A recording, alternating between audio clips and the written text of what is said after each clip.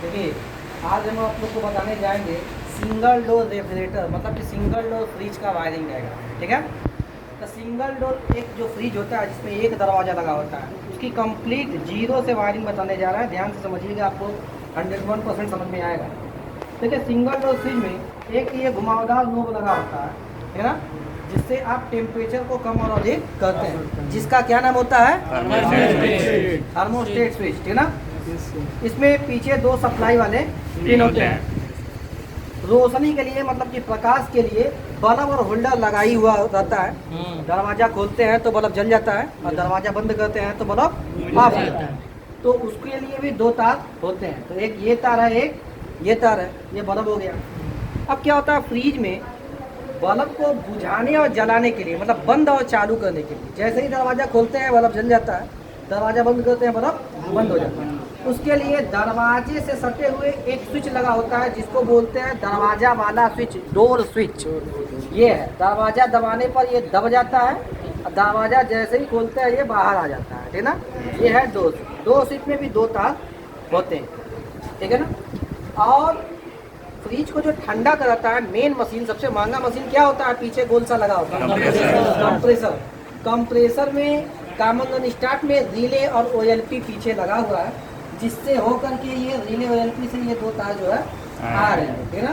ये एक काला है, एक लाल है। मान लीजिए कि ये काला वाला ओएलपी का है और लाल वाला रिले का है। फेस और न्यूट्रल इसको देंगे तो पीछे वाला कंप्रेसर जब चालू हो जाएगा तो ठंडा कराने लगता है। समझ में आ रहा है? इतने सामान आपका फ्रिज में लगे हुए रहते हैं।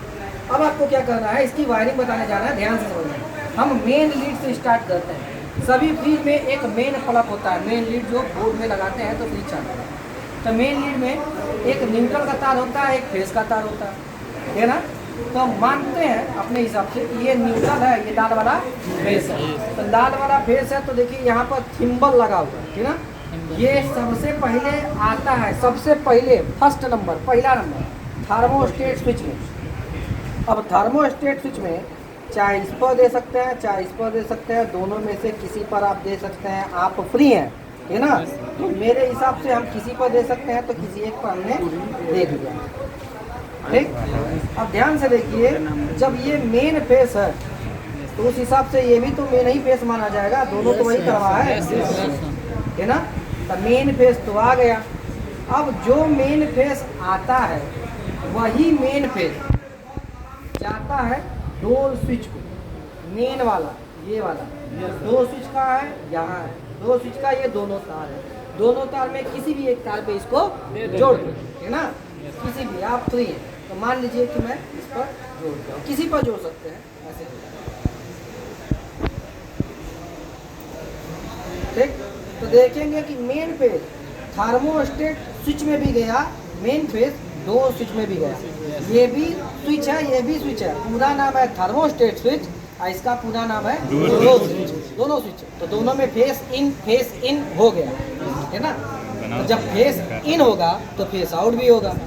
अब फेस आउट ये डोर स्विच होता है बल्ब के लिए, समझ में आ रहा है। तो ये चला जाएगा बल्ब में, या दोनों में किसी पर दे सकते हैं। ये जो दो बल्ब का तार है ना, दोनों में किसी भी एक पर दे देंगे। तो इसमें हमने दे दिया। अब इसको फेस मिल गया दरवाजा बंद चालू होने के वजह से, समझ में आ रहा है। फेस मिल गया। अब चाहिए इसको न्यूट्रल, चाहिए ना। तो ये न्यूट्रल है और ये मेन लीड का ये जो फेस लगा हुआ है, तो ये दूसरा बचा हुआ है ना, ये क्या होगा? न्यूट्रल। इसको इससे हमने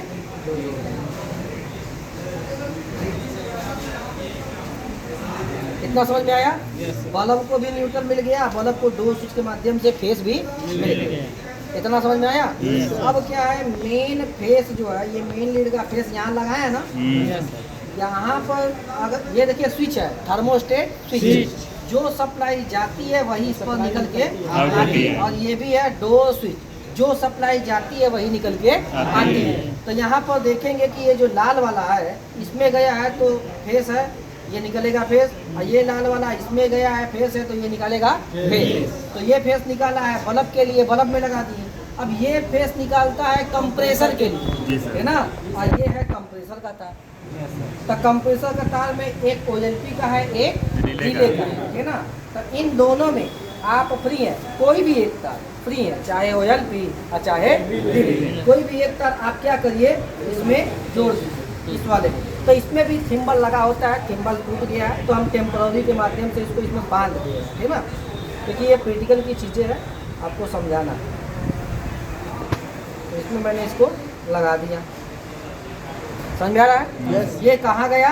कंप्रेसर को रिले पे, तो ये बचा ये न्यूट्रल, यहाँ से फेस गया ना, क्योंकि फेस आया तो फेस गया, तो इसको चाहिए न्यूट्रल, क्योंकि कंप्रेसर बिना फेस और न्यूट्रल से चलेगा नहीं, तो फेस तो मिल गया, न्यूट्रल चाहिए। और न्यूट्रल कहाँ जोड़ेंगे? जहाँ बल्ब का जोड़े थे ना वहीं पर जोड़ेंगे। तो ये क्या है? बल्ब वाला न्यूट्रल है ना, कहाँ गया? ये देखो ये वाला, ठीक, यहीं पर हम क्या करेंगे? जोड़।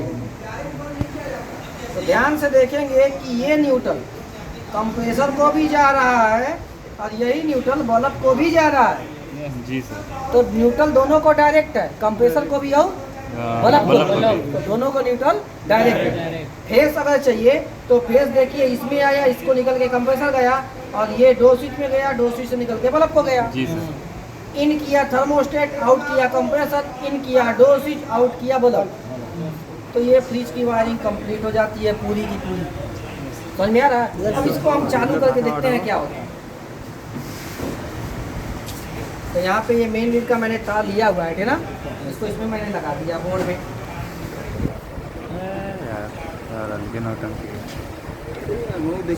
ठीक, अब देखिए मैं इसको चालू कर रहा हूँ, आवाज़ सुनाई दे रही है? कंप्रेसर चालू, बल्ब भी जल रहा है, क्यों? क्योंकि दरवाजा खुला हुआ है ना। दरवाजा बंद करते हैं आप तो ये दबता है, देखिए दबाते हैं, बल्ब क्या हो जाएगा? देखिए बुझ गया, खोलेंगे ऑन हो जाएगा। समझ में आ रहा है आप लोगों को? ये फ्रिज की सिंगल डोर की वायरिंग है ना। तो इसमें किसी को कोई दिक्कत? No sir. निकला जी सर। ठीक है ना। और यहाँ पर भी देखिए तार निकला हुआ, यहाँ पर ये सब के सब अंडरग्राउंड होते हैं, कोई भी बाहर नहीं होता। समझ में आ रहा है? इस तरीके से आप समझ सकते हैं किसी भी सिंगल डोर फ्रिज का वायरिंग डायग्राम, ठीक है ना।